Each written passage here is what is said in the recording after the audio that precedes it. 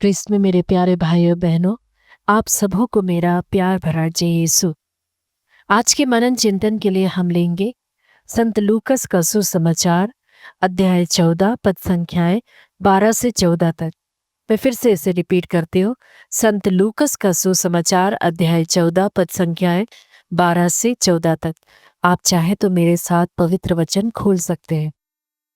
फिर ईसा ने अपने निमंत्रण देने वाले से कहा, जब तुम दोपहर या शाम का भोज दो तो ना तो अपने मित्रों को बुलाओ और ना अपने भाइयों को, ना अपने कुटुंबियों को और ना धनी पड़ोसियों को। कहीं ऐसा ना हो कि वे भी तुम्हें निमंत्रण देकर बदला चुका दे। पर जब तुम भोज दो तो कंगालों, लूलों, लंगड़ों और अंधों को बुलाओ। तुम धन्य होगे कि बदला चुकाने के लिए उनके पास कुछ नहीं है, क्योंकि धर्मियों के पुनरुत्थान के समय तुम्हारा बदला चुका दिया जाएगा। यह प्रभु का पवित्र सुसमाचार है। हे क्रिस्त, तेरी स्तुति हो। क्रिस्त में मेरे प्यारे भाई और बहनों, हमने अभी अभी संत लूकस का सुसमाचार उसके अध्याय 14 पद संख्याएं 12 से 14 तक सुना, जो कि हमें निस्वार्थ प्रेम और सेवा के बारे में बताता है।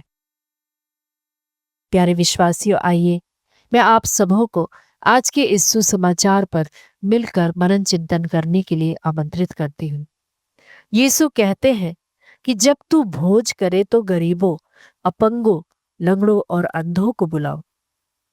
तब तू धन्य होगा, क्योंकि वे तुझे बदला नहीं दे सकते और न्यायियों के पुनरुत्थान के समय तुम्हें उसका प्रतिफल मिलेगा।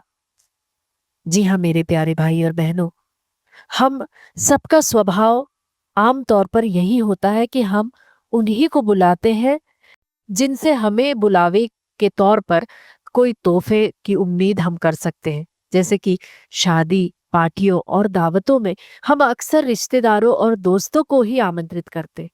लेकिन यीशु हमें एक नई शिक्षा देते, वह है निस्वार्थ प्रेम करो। उन लोगों की सेवा करो जो बदले में तुम्हें कुछ ना दे सके। सूक्ति ग्रंथ अध्याय 19 पद संख्या 17 हमसे कहता है कि जो दरिद्रों पर दया करता है वह प्रभु को उधार देता है। प्रभु उसे उसके उपकारों का बदला जरूर चुकाएगा। और सन्मति का सुसमाचार अध्याय 6 पद संख्याएं 3 और 4 में यीशु कहते हैं कि जब तू दान करे तो तेरा बायां हाथ ना जानने पाए कि तेरा दायां हाथ क्या कर रहा है, और तेरा पिता जो कि गुप्त में देखता है वह तुम्हें प्रतिफल देगा।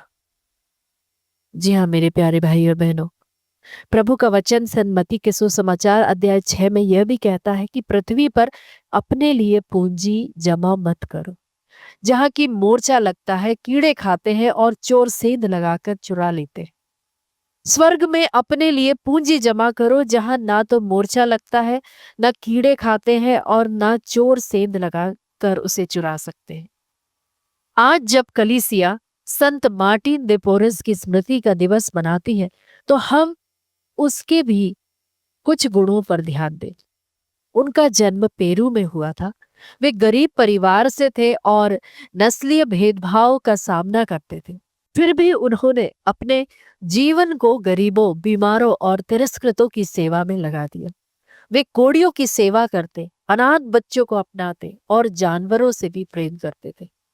उनका जीवन हमें यीशु के इस वचन की याद दिलाता है, जो कि सन्मति का सुसमाचार अध्याय 25 पद संख्या 40 में इस प्रकार कहता है कि तुमने मेरे भाइयों में से किसी एक के लिए, चाहे वह कितना ही छोटा क्यों ना हो, जो कुछ भी किया वह तुमने मेरे लिए ही किया है।